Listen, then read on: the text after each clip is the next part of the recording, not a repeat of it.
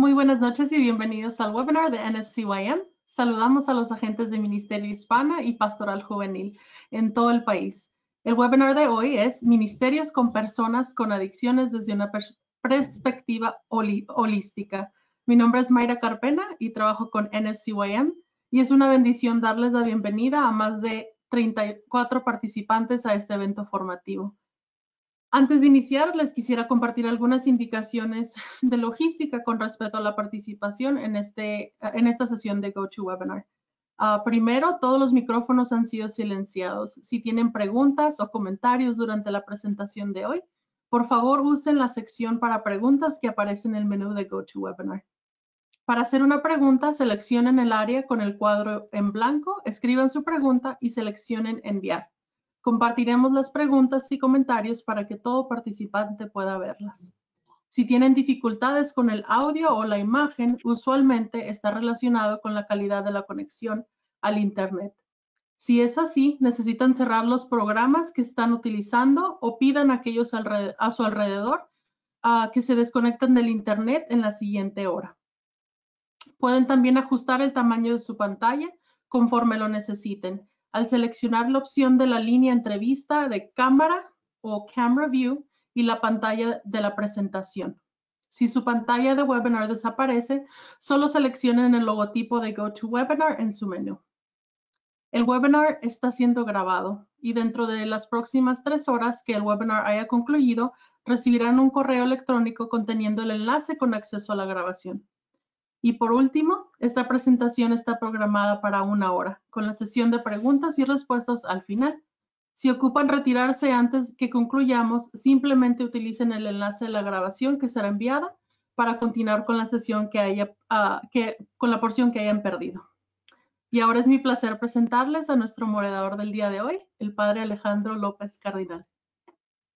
Gracias, Mayra. Y un gran saludo a todos, un placer estar aquí entre ustedes y muchísimas gracias a NFCYM por esta posibilidad de presentar este webinar de ministerio con personas con adicciones desde una perspectiva holística.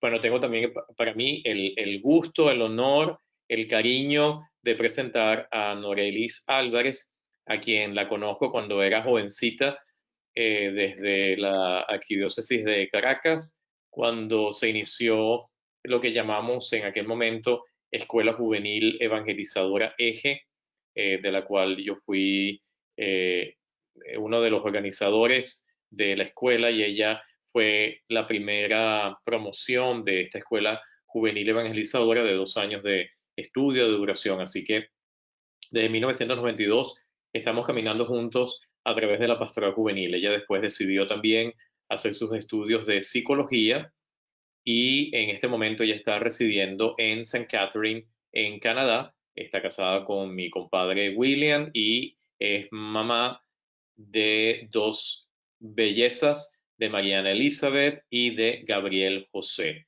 Así que bueno, con gusto les presento a Norelis y no escatimen de escribir sus preguntas si tienen preguntas, porque para eso es el webinar. Así que Norelis, buenas noches y bienvenida. Hola Alejandro, buenas noches. Buenas noches a la gente del Ministerio Hispano en los Estados Unidos. Es un inmenso placer estar esta noche invitada por ustedes para compartir un poco de este conocimiento y poder aportar herramientas para el acompañamiento de personas que sufren adicciones, como bien decía el padre Alejandro hace un momento tras cámaras. Todos de alguna manera hemos desarrollado a lo largo de la vida, tenemos la tendencia, ya vamos a ver por qué, de desarrollar algún tipo de adicciones, no solamente adicciones a sustancias químicas, sino también a muchos otros tipos de adicciones. Entonces, de verdad que es un placer muy grande poder compartir este rato que vamos a estar aportando con este tema. ¿Arrancamos de una vez? Sí. ¿Sí? Para aquellos que están con nosotros, vamos a tener una parte teórica y luego vamos a tener un intercambio de preguntas y respuestas a partir de las preguntas que ustedes puedan presentarnos. Excelente, sí. De hecho, pensaba justamente comenzar haciendo una pregunta. A aquellos que están ya a esta hora escuchándonos, nos pueden también compartir sus respuestas por el chat. Mayra me va a estar haciendo, me va a estar comunicando las respuestas que ustedes nos den. Primero que todo, y yo le decía a Pere Alejandro, cuando yo trabajo en cualquiera de los campos que vaya a trabajar con un paciente, lo primero que hago es proveer lo que yo llamo psicoeducación.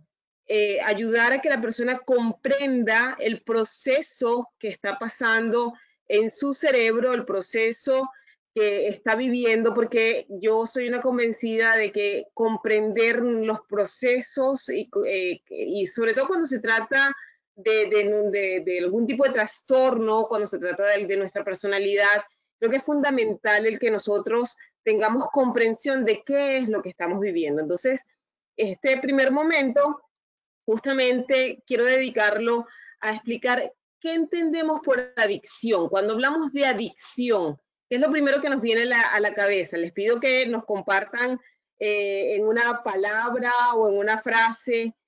Cuando escuchas la palabra adicción, ¿qué es lo primero que entiendes por adicción? Y si en algún momento has sentido que tienes alguna adicción. Por ahí ya nos están diciendo, considero que una adicción es como un tipo de trastorno de conducta que se da por muchos motivos. Eso es lo que vamos esta noche entonces a compartir brevemente. Voy a dar varias perspectivas. Según la Organización Mundial de la Salud, a la OMS, cuando hablamos de adicciones, hablamos de una enfermedad una enfermedad psicoemocional.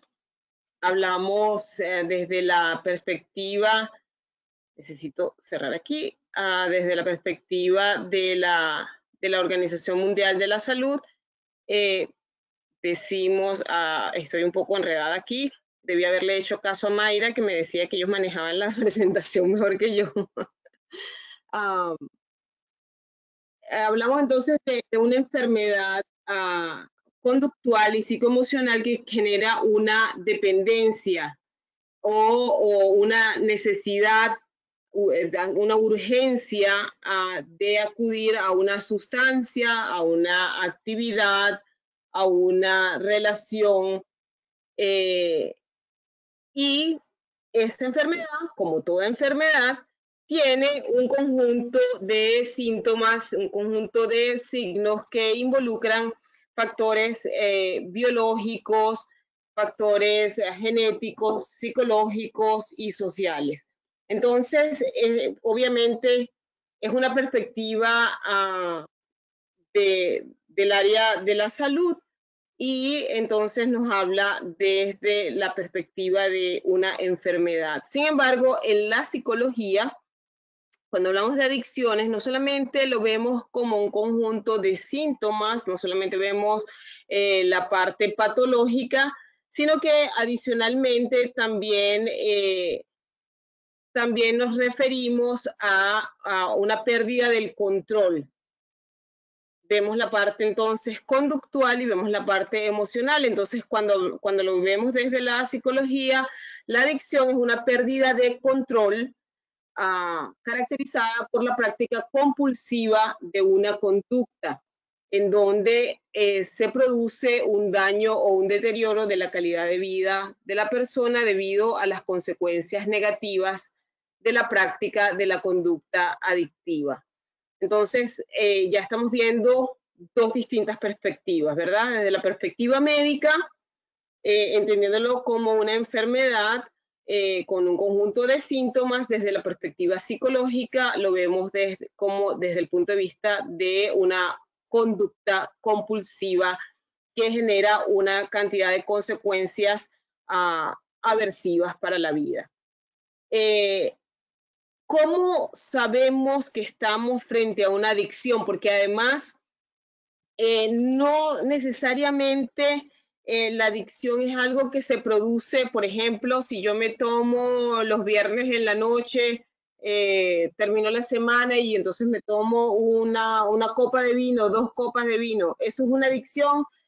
No necesariamente estamos, cuando hablamos de consumo de algún tipo de sustancias, no siempre estamos hablando de adicciones, ¿no? Hace falta que se cumplan ciertos criterios. En este caso, el manual de trastornos psicológicos, el DSM-5, apunta que deben cumplirse 2 de los siguientes criterios durante 12 meses. Primero, ese consumo está caracterizado por un uso peligroso. Hay un peligro asociado al consumo de la sustancia que se esté, en este caso, recibiendo. Genera problemas sociales o interpersonales relacionados con el consumo. Por ejemplo, recuerdo un caso de un paciente, él me decía, pues yo comencé a tomar me tomaba en las noches, para relajarme, me tomaba un vaso de whisky. ¿Qué pasó? Cuando el consumo prolongado, ¿verdad? De todas las noches, llegó a generar una dependencia del consumo del alcohol y ya se comenzaron a generar alteraciones en la conducta que generaron problemas sociales, problemas interpersonales en el interior de su familia, porque había un cambio cada vez que él ya iba incrementando. Entonces ya lo que pasa siempre con las adicciones, pues ya el solo consumo de un vaso ya no me es suficiente, ya me tomo 2, o ya no, siempre es parte del patrón que siguen las adicciones, ¿no? Hay un cumplimiento de los principales roles por su consumo. En el caso, vuelvo a este caso, ya no había entonces vida familiar, porque la persona se aislaba para consumir alcohol, entonces en las noches ya abandonaba el rol de padre y el rol de esposo. Había allí un abandono que fue creciendo, ¿no? Una cosa importante para saber que estamos frente a una adicción: si la persona no está en las condiciones, en las situaciones, o si le es retirado algo que le está generando adicción, se produce un síndrome de abstinencia. ¿Cómo sabemos que estamos ante un síndrome de abstinencia? Es aquella urgencia por volver a retomar lo que el consumo o el contacto, no solamente consumo, el contacto con el objeto del cual tengo la adicción, como por ejemplo nos está pasando con los adolescentes muchas veces, que la retirada de los celulares, la retirada de las pantallas genera síndrome de abstinencia. Entonces, ese es un criterio importantísimo a considerar. La tolerancia. Cada vez se requiere, y ya voy a explicar por qué pasa esto, un consumo mayor para poder lograr la misma satisfacción que se lograba al comienzo con una cantidad menor. Ojo, estoy hablando no necesariamente de sustancias químicas, estoy hablando también y ya lo voy a explicar, también desde el punto de vista conductual, cuando pasa el tiempo, si el niño, el joven, el adolescente usa pantallas, como el caso que estaba diciendo, por una hora. Me decía, por ejemplo, hace rato me decía una niñita de 13 años que el sábado estuvo en su celular en la mañana 5 horas. Se despertó y prendió el celular, y cuando vino a ver había estado durante 5 horas conectada a la pantalla. Entonces cada vez se requiere más y más del uso de esa sustancia o de esa actividad. Una cosa bien característica de las adicciones es el intento repetido por dejarlo. Y ahí es donde sabemos que estamos frente a una adicción. Cuando yo tengo la ilusión de control, yo esto lo controlo. Es la típica frase de los adolescentes y de los jóvenes. No, yo esto lo controlo. Pero resulta que cuando yo soy controlado por esa actividad o por esa sustancia, de tal manera que ya yo no puedo pararla, entonces ahí es cuando sabemos que se está en la situación de una adicción. Similar a lo que explicaba antes, emplear más tiempo del que se pensaba en actividades relacionadas con el consumo. Muchas veces la práctica de una actividad adictiva nos va llevando a otras prácticas relacionadas. Tener problemas físicos o psicológicos relacionados con el consumo, dejar de hacer otras actividades, el abandono de las actividades cotidianas es una de las características que nos habla de una adicción. Cuando ya yo abandono mi rutina diaria, abandono el trabajo, abandono la familia, abandono lo que normalmente yo haría. Entonces, volviendo a lo que decía antes, para poder diagnosticar o para poder saber que estoy ante una situación de adicción, es necesario que por lo menos 2 de estos criterios hayan estado presentes a lo largo de un año, 12 meses, y luego, a una vez que ya sé que tengo una adicción, va a variar. También hay unos niveles de severidad. Hay un nivel leve, si se cumplen de 2 a 3 criterios, hay un nivel moderado, si se cumplen de 4 a 5 criterios de estos que acabo de mencionar, y hay un nivel grave, son 9 criterios, si hay de 6 o más criterios presentes en la persona, entonces ya estamos hablando de una adicción de tipo grave. En nuestro caso, acompañando a jóvenes en el Ministerio Hispano en los Estados Unidos, pero acompañando jóvenes en general, un elemento a considerar es el del proyecto de vida. Una adicción no es otra cosa que un aprendizaje con recompensa, y ya voy a pasar a explicar esto de las recompensas, que se convierte en una enfermedad y acaba arruinando el proyecto de vida de la persona, generando problemas en el entorno que les rodea. Entonces, vamos a guardar esta pieza por allí, porque la voy a retomar más adelante cuando hablemos específicamente del ministerio, de nuestro ministerio con jóvenes. Es importante entender que lo que está en juego es el proyecto de vida de la persona. Cuando hablamos de adicciones, ¿todas las adicciones son iguales? ¿De qué estamos hablando? Entonces, he hablado antes y he tratado de ir enfatizando que hay adicciones de tipo conductual y hay adicciones de tipo química, adicciones a sustancias. Las adicciones conductuales o psicológicas son aquellas adicciones que tienen que ver con el juego patológico, personas y las conoceremos, muchos de nosotros, personas que se gastan el dinero y más allá de lo que tienen en los bingos, en los casinos. Creo que dentro de esta misma categoría estamos entrando con los juegos, con los videojuegos. Yo les soy honesta, yo creo que un gran incremento de las consultas que yo he tenido durante este año de pandemia tienen que ver con adolescentes y jóvenes y casos de depresión, en casi todos los casos asociados a un altísimo uso de videojuegos.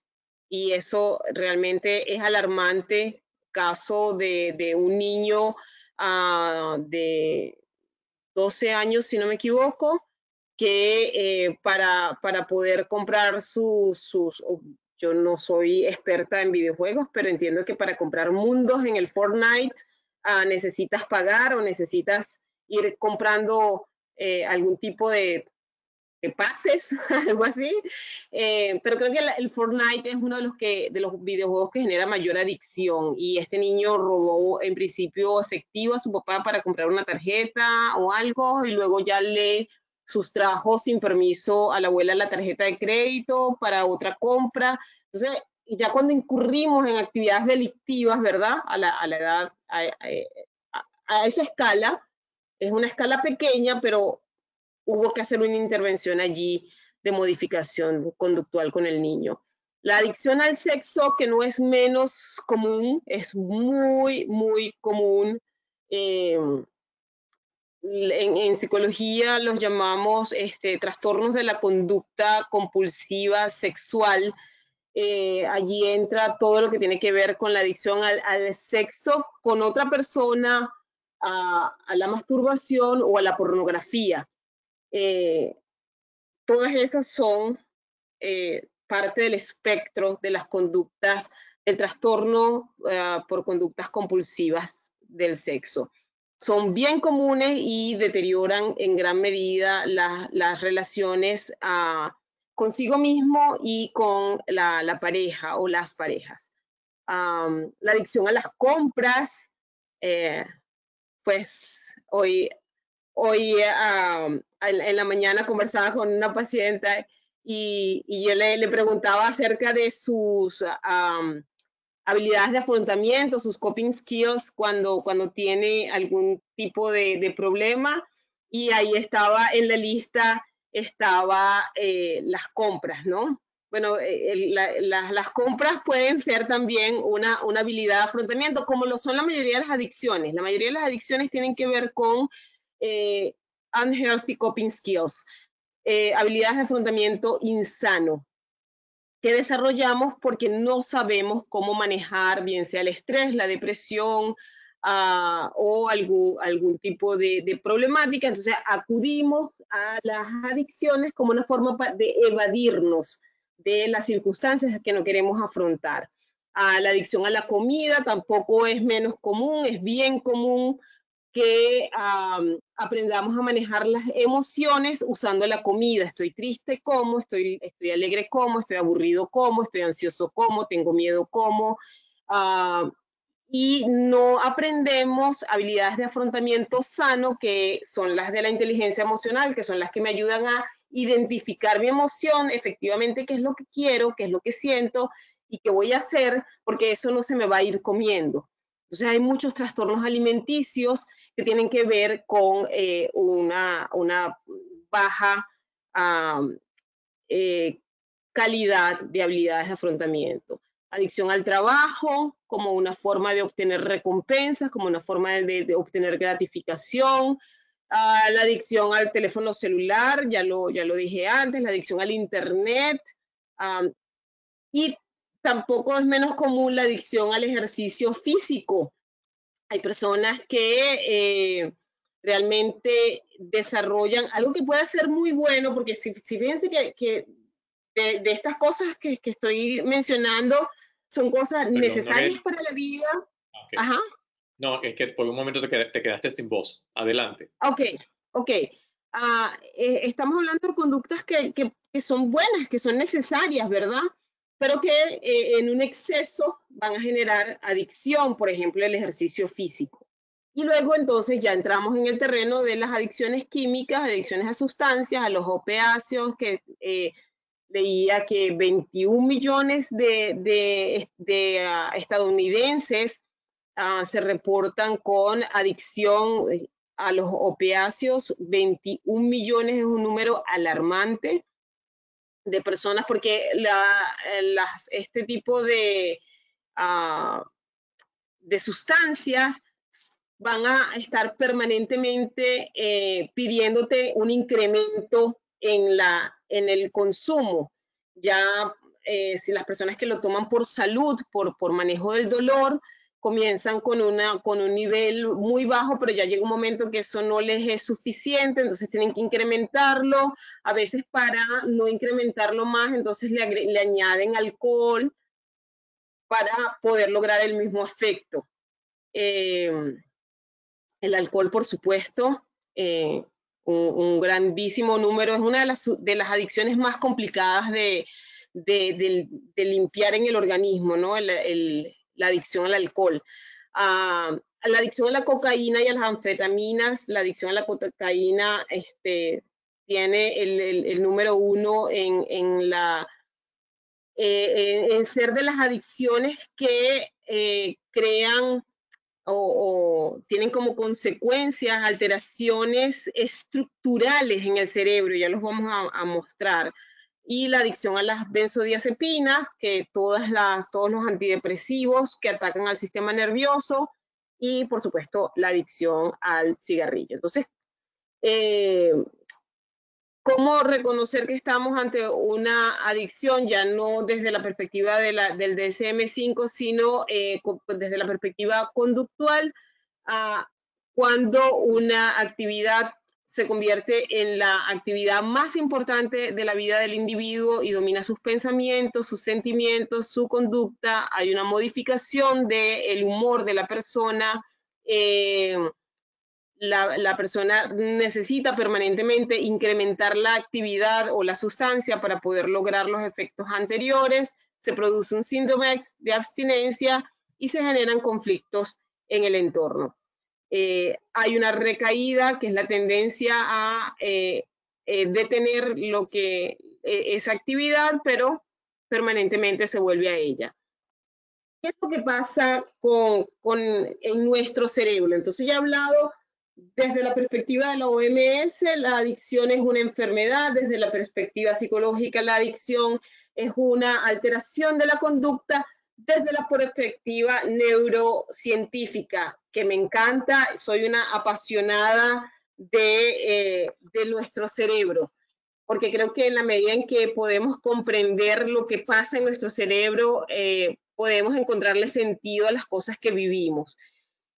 Lo que entendemos por adicción a algo no es otra cosa que un aprendizaje con recompensa. Es un aprendizaje que se produce por su habilidad, como podemos ver lo que estamos viendo en la pantalla. Se produce la adicción por su habilidad de incrementar la concentración de dopamina en el núcleo accumbens. Aquí lo podemos ver los que están viendo en la pantalla, que es el centro más importante del placer en nuestro cerebro. Entonces, se convierte en la sensación que predice el aumento de una conducta. Cuando hablamos de dopamina, bueno, solamente para decirlo rapidito, es el neurotransmisor que procesa los estados de emoción positiva. Ante una situación placentera, entonces esas neuronas que están en el núcleo accumbens son las que reciben dopamina. La amígdala, que es la que procesa todas las emociones, va a evaluar la recompensa, y la corteza prefrontal va a procesar la información, sopesarla, si esto me gusta o no me gusta, comparar opciones y decide la respuesta. Esto es el inicio, ¿verdad? Pero al aumentarse la dopamina y asociarse con una recompensa, eso va a tener un efecto en la motivación. Y este mecanismo dopaminérgico que ocurre en el cerebro y que es fundamental para la supervivencia de la especie, porque el aumento de la dopamina es el mecanismo a través del cual la naturaleza nos motiva a ejecutar conductas para la supervivencia. Por ejemplo, la comida, el sexo, la interacción social, son actividades sin las cuales no existiríamos como especie. Lo interesante es que las drogas replican esa misma sensación que se debería lograr a través de, repito, conductas normales de la supervivencia, de la comida, el sexo, la interacción social. Las drogas vienen a replicar ese efecto, aumentando la concentración de dopamina, lo cual entonces va a hacer que tengamos luego la necesidad de mantener ese impulso de dopamina en el cerebro, ¿no? Todas las drogas rompen, eso es el común de las drogas, ¿no? Todas las drogas o las sustancias rompen el equilibrio de la dopamina, bien aumentándola o bien bloqueando la recapturación de la dopamina. Por ejemplo, la cocaína bloquea la recaptación de la dopamina y hace que permanezca más tiempo la dopamina allí en el espacio entre las sinapsis, solo que luego, y por eso la cocaína es tan adictiva, luego las personas necesitan recurrir a ella para mantener esa misma sensación. Si lo vemos acá en estas imágenes, lo rojito, los puntitos rojitos en el cerebro indican la presencia de la dopamina. Si lo contrastamos con el cerebro adicto a la cocaína, ya no se produce esa presencia de dopamina allí en ese proceso sináptico en nuestro cerebro. En el alcohol, en la heroína, en las metanfetaminas. Una cosa común es entonces que en todas las drogas hay una alteración neurológica, que es la que hace que el cerebro adicto necesite ese consumo permanente. ¿Para qué? Para que antes lo que me producía placer, como hay esa modificación estructural del cerebro, ya después no se va a producir ese mismo, y voy a necesitar, por eso cuando las personas están en ese proceso de abstinencia de las drogas o de cualquier tipo de sustancia, ya entonces entran lo que conocemos como anedonia, entran como en una fase de depresión en la que hay, y lo que tiene que ver es con esta disminución de la producción de dopamina en el cerebro. Entonces, estos desajustes del mecanismo dopaminérgico están asociados con desajustes cognitivos, con problemas incluso para la planificación, para el control de los impulsos. Hay una mayor impulsividad, hay dificultades para la toma de decisiones. En muchos casos, las personas sufren con problemas que tienen que ver con el procesamiento de la atención, de la memoria y de todo lo que son los procesos superiores en nuestro cerebro. Entonces ya eso también, si lo asociamos a otro tipo de enfermedades comórbidas, como por ejemplo el trastorno de atención, vamos a encontrar que muchas personas con trastorno de atención coinciden con el uso de drogas porque necesitan aumentar la recapturación de la dopamina y entonces encuentran ese efecto en las drogas. Para no alargarme, porque el tiempo pasa, a ver cómo estamos de tiempo, me quedan solo 5 minutos. Las adicciones, una de las cosas que quisiera dejar claras es que no se desarrollan al primer consumo, sino que es un largo proceso de consolidación de aprendizajes. Hay un primer nivel, que es el nivel de experimentación. La persona tiene curiosidad, quiere probar, quiere saber qué se siente. Luego hay un segundo nivel, que es el nivel del uso. Entonces ahí en ese nivel del uso hay un bajo compromiso con el consumo de drogas. Puede ser que la persona consume solamente en espacios sociales. No hay todavía un deterioro a nivel laboral, a nivel familiar, y no se presentan todavía episodios de intoxicación. Es solamente la búsqueda del cambio de sensaciones. Sin embargo, ya ahí podemos ver señales de alarma. Hay un siguiente nivel, que es el nivel del abuso. Ya entonces, allí ya empezamos. El abuso de sustancias tiene que ver con el uso permanente, el uso semanal, el uso cuando hay episodios de intoxicación, cuando ya va tomando parte de la vida, cuando ya hay alteraciones del humor, tal como lo decía anteriormente. Y ahí podemos hablar entonces de adicción cuando ya se rompe la actividad y la vida normal del adicto. Ya es difícil la abstinencia, ya hay una compulsividad y una búsqueda permanente de esta actividad a la cual se tiene la adicción. En nuestro caso trabajamos con jóvenes. ¿Cuáles son los factores de riesgo y de protección ante el consumo que necesitamos tener en cuenta? Un factor de riesgo es aquel que aumenta la probabilidad de que el joven o el sujeto o la persona no pueda evitar las adicciones, y un factor de riesgo es el que aumenta la probabilidad de que la persona pueda desarrollar una adicción, y un factor de protección es aquel que disminuye la probabilidad de que ello ocurra.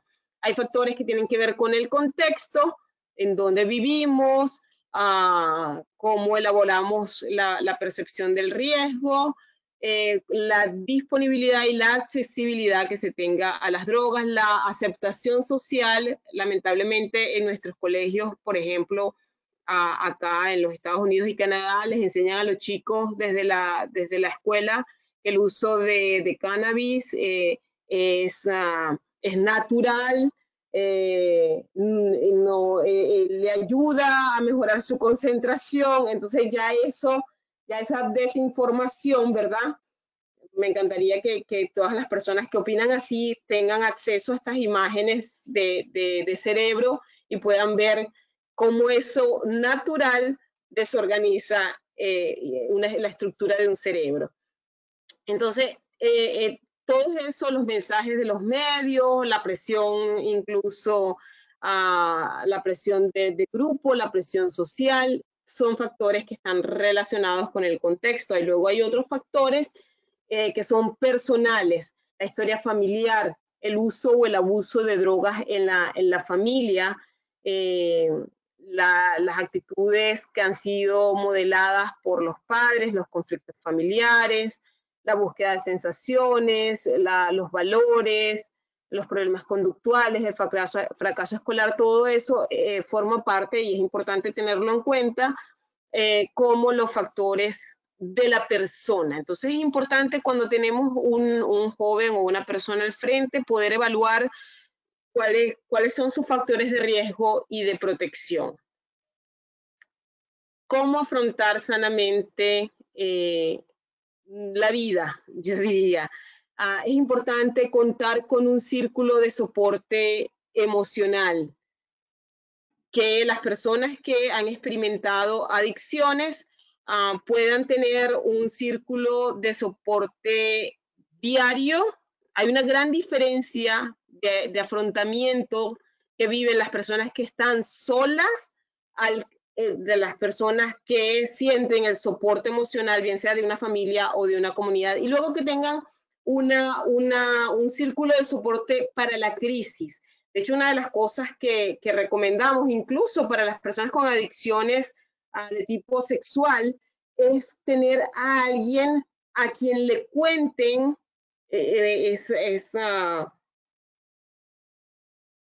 una accountability buddy. ¿Cómo traducimos eso? Una persona que pueda ser padrino, madrina y que acompañe en el proceso. Gracias, qué maravilla. Tener esa persona contacto a la que vas a llamar cuando no puedes controlar el craving, la ansiedad, la compulsividad por el consumo o por la actividad adictiva. Entonces es importante. Sirva de control para que la persona pueda. Exacto, esa persona es importante que sea una persona de confianza y que sea una persona que esté disponible para el acompañamiento. Diseñar actividades de diversión gratificantes, tal como lo decía anteriormente. por la disminución de la recapturación o los niveles de concentración de dopamina en el cerebro, un adicto va a tener más dificultad en experimentar placer. Por lo tanto, es importante poder hacer ese acompañamiento específico de ayudarle a la persona a descubrir en qué actividad pudiera lograr un placer que va a ser distinto al que tenía antes del consumo. Por consiguiente, hay que ayudar a la persona con adicciones a construir nuevos hábitos. Esos hábitos tienen que ver con desde los lugares de desplazamiento, las conversaciones, pues toda la estructuración de rutinas. Eso es bien importante con las personas que han experimentado algún tipo de adicciones. Y luego establecer un plan de prevención.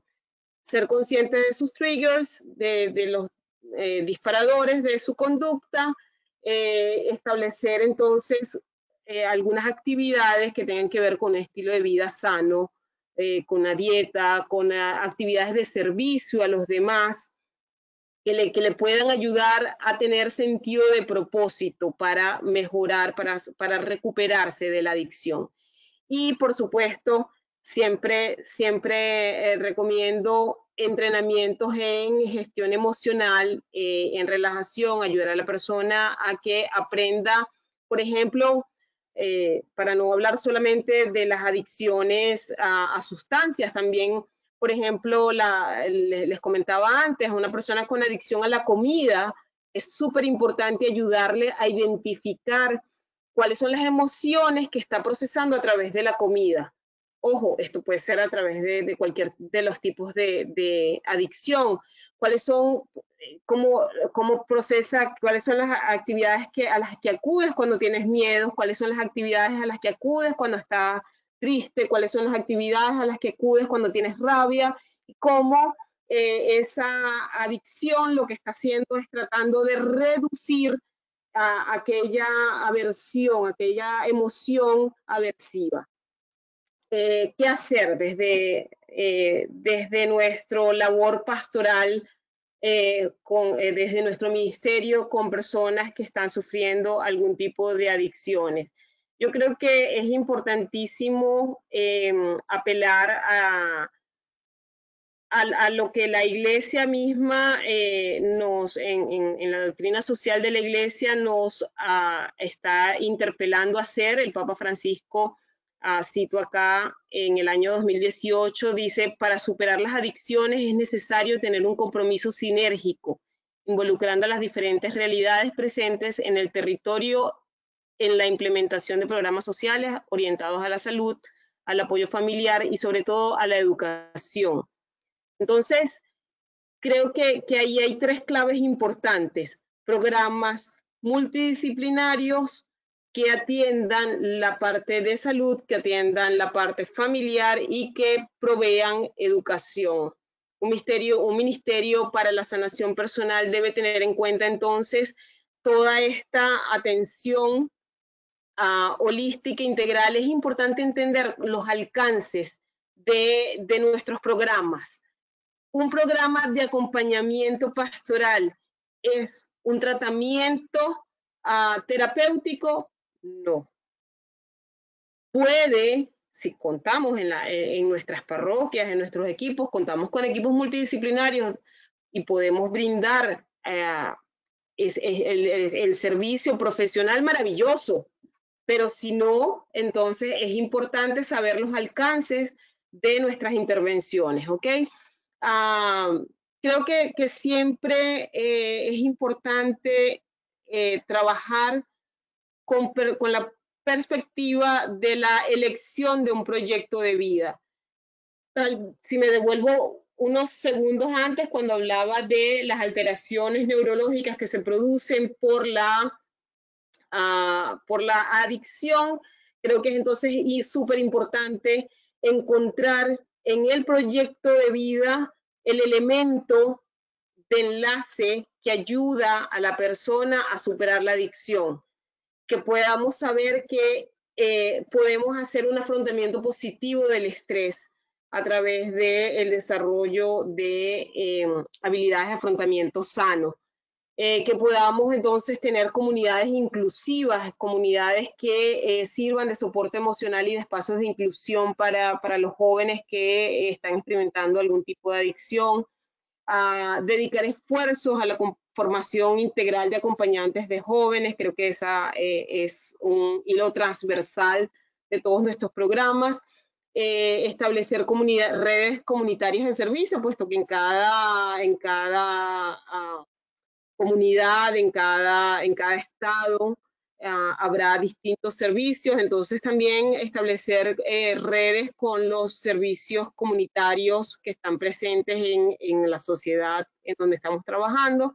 Y siempre, siempre, siempre, si tenemos alguien con todas las características que he ido, sobre todo las personas que tienen abuso de sustancias, siempre, siempre, siempre referirlas a los profesionales del caso, sean médicos, psicólogos, psiquiatras, el tipo de personal que se requiera para el acompañamiento. Las personas que acuden a nosotros pueden tener mucha fuerza de voluntad, pero no olvidemos justamente lo que señalaba antes. Ha habido en la mayoría de los casos una transformación estructural de su cerebro. Entonces, aunque la persona tenga la fuerza de voluntad, probablemente va a requerir terapia para poder superar las adicciones. ¿Cómo hacer este acompañamiento? Siempre lo comparto a través de la pedagogía de Jesús. Acercarnos, ser cercanos, no acercarnos a juzgar, mucho menos a la persona. Creo que el Papa Francisco ha sido bien claro en decir, bueno, señalamos y nos oponemos a la conducta, no juzgamos a la persona. Entonces, acercarnos a la persona, privilegiar la persona, acercarnos, preguntar, observar, escuchar, ayudarle a entender su propia historia y cómo Dios ha ido actuando en su historia, ayudarle a celebrar la vida, a encontrarse con Dios y a encontrarse consigo mismo para que pueda retomar la vida con otra mirada y con nuevas actitudes. Gracias, Noreli. Y bueno, hay algunas preguntas que han surgido. Unas de ellas de forma específica sobre la adicción a la pornografía, cómo aplicar el proceso de adicción a la pornografía, cómo dejarla y cómo podría ayudar los 12 pasos de Alcohólicos Anónimos a esa adicción, ¿ok? Esa es una pregunta. La otra pregunta es cómo se puede diferenciar si uno es adicto al trabajo. En este momento trabajamos desde las casas y sé que se trabajan más horas que cuando se asistía a la oficina.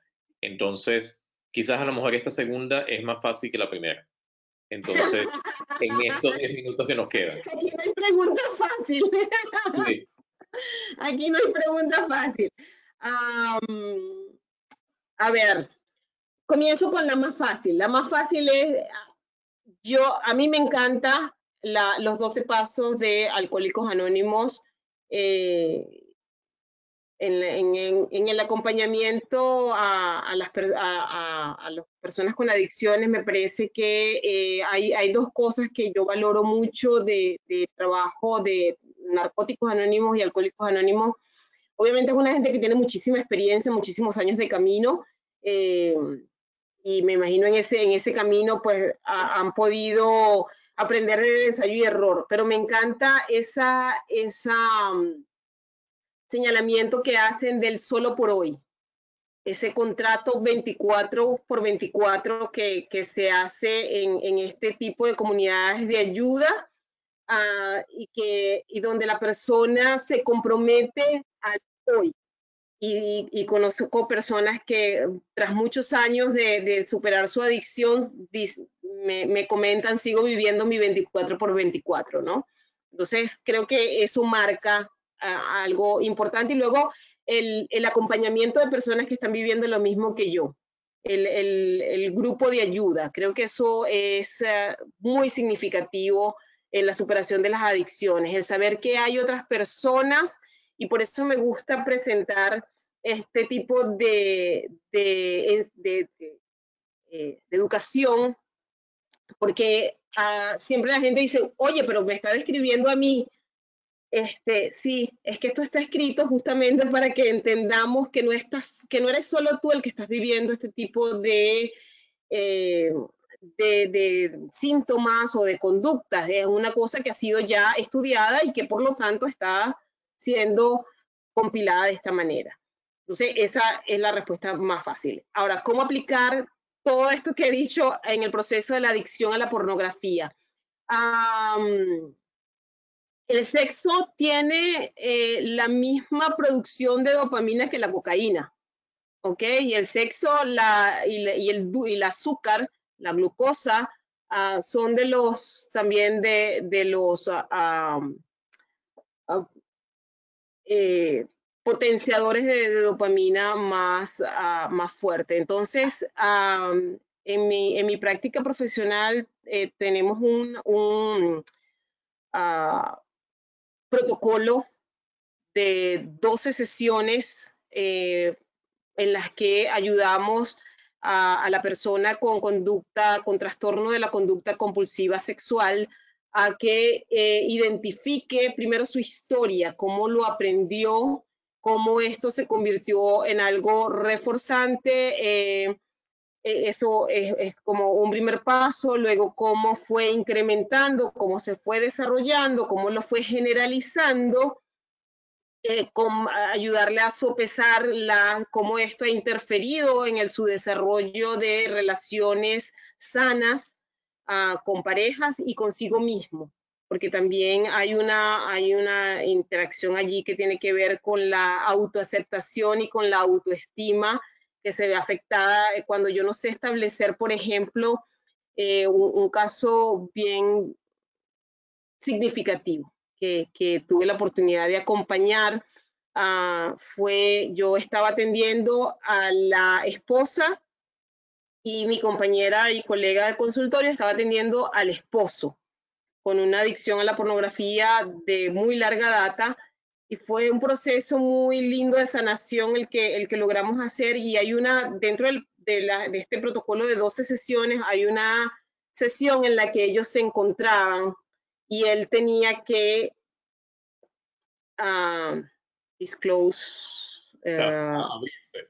abrirse de todas las inclusiones, todo lo que hizo desde el matrimonio en adelante en relación a la pornografía. Fue una sesión muy dura, pero fue una sesión muy sanadora. Entonces, creo que el concurso de la pareja en la terapia, también en el caso de las personas casadas, en el caso de las personas cuando la afectación tiene que ver con otro, creo que ambas personas necesitan participar en terapia. Si es una persona soltera, que lo haga para sí misma, para poder tener una autopercepción y una percepción del sexo de manera sana.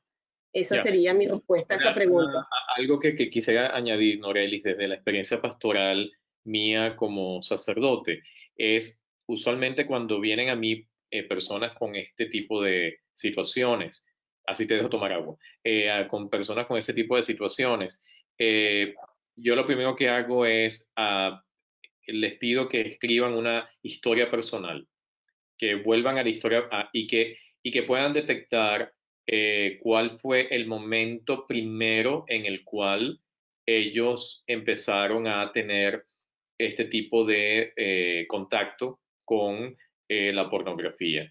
Porque de una u otra manera hay que trabajar. No soy psicólogo, pero entonces desde ese punto de vista, cuando ya el que está dirigiendo espiritualmente a la persona afectada puede tener conciencia de que hay un punto clave, hay un punto de quiebre en esa persona, entonces puede ser más fácil para que el director espiritual pueda aconsejar que esa persona necesite una terapia profesional y pueda entonces precisamente atacar esos puntos de quiebre que indujeron a una conducta que fue poco a poco aprendiéndose y que fue sustituyendo por satisfacción, un dolor o una experiencia Totalmente. positiva. Y yo creo que eso es clave en todo, Alejandro. Sea cual sea el motivo de consulta, siempre yo arranco por la sanación de la historia personal. Toda situación que nosotros estamos experimentándola con dolor, tuvo un momento en que comenzó. Claro. Y de alguna manera eso se instaló. Entonces siempre necesitamos saber cómo aprendí esta conducta, cómo aprendí esta recompensa en el caso de las adicciones, cómo aprendí a establecer esta recompensa a través de esta conducta o de esta actividad, y cuáles han sido las consecuencias, porque ahora quiero cambiarlo, porque ahora quiero sanarme de esta situación. Entonces siempre hay que hacer un trabajo de sanación de la historia. Esto tiene una fundamentación bíblica. Ejemplo, si vamos a el paralítico de la piscina de Bethesda, cuando Juan capítulo 5, que Jesús le pregunta, ¿y hace cuánto tiempo tú estás acá? Y él le dice, bueno, tengo tantos años, pero nadie me ayuda a llegar a la piscina, y cuando llego a la piscina ya el ángel ha pasado. Eso nos da pie para que pensemos en que siempre hay que atacar y asumir la historia personal, porque eso es parte del misterio encarnatorio, pues, ¿no? No somos un ser extraterrestre, sino que tenemos una historia concreta. Luego, otra cosa que tú dijiste es muy importante, que para todo proceso de sanación hay que ofrecer un proyecto de vida. Y aquí en el contexto de Estados Unidos, un proyecto de vida no es tener un horario concreto de cosas por hacer. Un proyecto de vida se entiende como al darle sentido a tu vida. O sea, buscar el para qué de tu vida, y ese para qué de tu vida va a ser el que de una u otra manera va a ser el hilo transversal, el eje conductor de ese proyecto de vida. Otra de las cosas, perdón, dime. En las adicciones, parte de lo que explicaba a nivel neurológico, tiene que, lo que se altera, la parte de nuestro cerebro, pues en muchos casos cuando se altera toda la estructura, pero este mecanismo dopaminérgico que se altera tiene que ver con la motivación y las recompensas. Entonces tengo que encontrar una motivación más alta que la del simple ahora, la del simple satisfacer esta necesidad. Entonces ahí es donde entra el es un poco desaprender lo aprendido para reaprender otro tipo de conducta. Y lo otro que tú decías es este compañero que te va a hacer a ti transparente en tu conducta. O sea, es el accountability partner, que, o sea, cómo hacerlo, y es aparte del director espiritual, aparte del confesor. O sea, tiene que ser una persona que realmente tú te sientes o se siente la persona a decir, esto me está pasando, y que pueda de una u otra manera acompañarte, no desde el punto de vista del juicio moral, pero sí desde el punto de vista de la compañía. Nos queda un minuto. ¿Qué podrías decir, Norelis, en este minuto que nos queda? ¿Qué puedo decir en un minuto? Que yo creo que en un minuto lo que puedo decir es que nos aceptemos. Si queremos cambiar, y eso forma parte también de las adicciones, si queremos cambiar algo necesitamos aceptar que tenemos ese problema. De lo contrario no se cambia. Desde la negación nada se transforma. Entonces, el primer paso en la sanación de una adicción es la aceptación de la condición. Me está pasando esto está tomando, no lo estoy controlando, esto me está controlando a mí y está afectando mi vida de tal manera que ya yo siento que necesito una mano, y está bien tomarnos de otra mano para salir de la situación. Y esa aceptación que tú dices, Norelis, es aquella pregunta que le hace Jesús a Bartimeo: ¿qué quieres que haga por ti? para que el Bartimeo diga que vea. ¿Ok? Gracias. Mayra. Bueno, muchísimas gracias, Norelis y Padre Alejandro. Pues ya estamos cerrando este seminario de web y nomás para recordarles a todos los que nos acompañan que van a recibir la grabación de esto dentro de unas horas para que compartan con sus compañeros de trabajo, con sus familiares, todos los que puedan hacer uso de este tema. Y de nuevo, nomás darle las gracias a Padre Alejandro y a Norelis por acompañarnos esta noche y a cada uno de los participantes de ahora por estar aquí el día de hoy, por su compromiso con la pastoral hispana, con los adolescentes, los jóvenes adultos, y pidiéndole a Jesucristo que los siga acompañando y los siga iluminando en todo lo que necesiten. Entonces, no olviden de cualquier necesidad que tengan, a favor de nomás avisarnos. Y esperemos igualmente a la orden, quedo a la orden por aquí y de verdad muchísimas gracias por permitirme aportar en este gran camino que ustedes están haciendo.